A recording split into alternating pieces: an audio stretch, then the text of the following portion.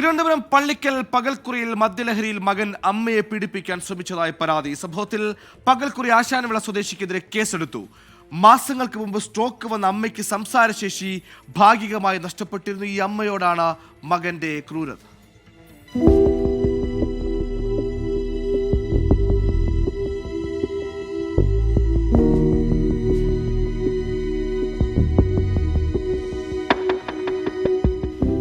ഇന്നലെ വൈകുന്നേരം 7 മണിയോടെയായിരുന്നു സംഭവം.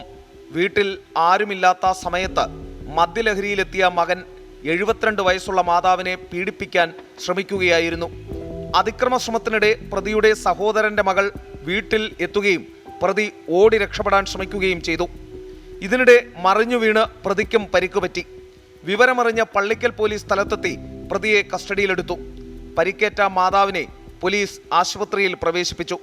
വീഴ്ചയിൽ പരിക്കേറ്റതിനാൽ പ്രതിയെയും പാരിപ്പള്ളി മെഡിക്കൽ കോളേജിൽ അഡ്മിറ്റ് ചെയ്തിട്ടുണ്ട്.